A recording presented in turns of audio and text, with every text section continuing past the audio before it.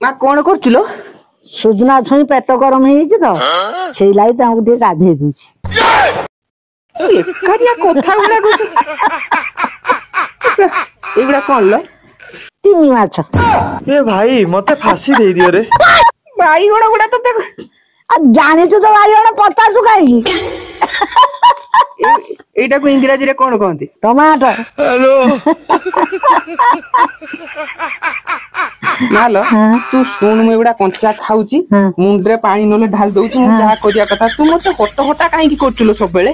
ଛୋଟ ବେଳେ ମୁଁ ଥରେ କହୁଥିଲୁ ମତେ ଷଣ୍ଢ ବିନ୍ଧେଇଥିଲା ଗୋଟେ ବଡଟେ ବଡ ଷଣ୍ଢଟେ। କି କଳାତ୍ମକ କାମ ମୁଁ କରିଥିଲି କହ ତ ଟିକେ? ସନ୍ଧ୍ୟା ବାଜିଲାଣି ମାଷ୍ଟର ଟ୍ୟୁସନ କରୁଥିଲେ ଟ୍ୟୁସନ ସାରିକି ପଳେଇ ଚାଲିଗଲେ। ନନା ତାଙ୍କ ସାଙ୍ଗରେ ଗଲା ଡାକିଲା ସାର୍ ଟିକେ ଠିଆ ହୁଅନ୍ତୁ ମୋର ଗୋଟେ କଥା ଅଛି।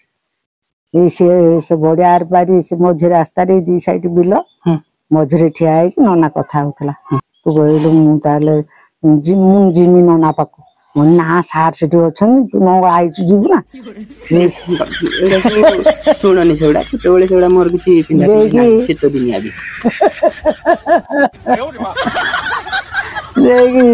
ତୁ ଆଉ ଶୁଣିଲୁନି ଧାଇଛୁ ନନାଲ ମତେ ନେଲ। ଏ ନନା ତା କଥା ହଉଛି ସାଙ୍ଗରେ ତତେ ଆଉ ଏତେ ଧ୍ୟାନ ଦେଇନି। ହାରକିନି ନେଇକି ଯାଇଥିଲା ସେ କରେଣ୍ଟ ନଥିଲା ତାମାନେ ଆମର। ନା ଆଚ୍ଛା ହଉ ଦେଇକି ନନାକୁ ହୁର ଛାଡିଲି। ନନା ଶୁଣିଲା କହିଲା କିସ ହେଲା ମା? ମୁଁ କହିଲି ଛୁଆ କୁଆଡେ ହେଲା ତୋ ପାଖକୁ ଯାଇଛି କି? କହିଲା ନା ତ ମୋ ପାଖକୁ ଆସିନି। ମୁଁ ଡାକିଲି ବହୁତ ତତେ ଘୁରି ପକେଇଲି ଏତେ କାନ୍ଦିଛି ଚୁଙ୍ଗିକିନି ଗୋଟା ଅଣ୍ଡାଳିଲି ତେଣେ ମତେ ଆଉ ଦେଖା ହଉନି ପୁରା ଅନ୍ଧାର ହେଇଛି। ମୁଁ ଧାଇଁକି ଆସିଲି ମୁଁ ବାପା ଲୋ ବାପା ଲୋ କୁଆଡେ ଗଲୁ ଲୋ?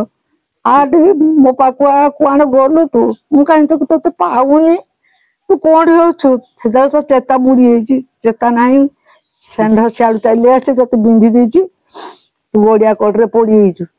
ସେ ଖୋଜି ମୁଁ କାନ୍ଦୁଛି ଚୁଙ୍ଗି ଚାଳି କେଣେ ମତେ ଦେଖା ହଉନି। ସେଇ ଯେ ଦୌଡିକି ଯାଇଥିଲି ମଝିରେ ଷଣ୍ଢ ସିଆଡୁ ଷଣ୍ଢ ଆସିଛି ବୋଲି ମୁଁ ବି ଜାଣିନି।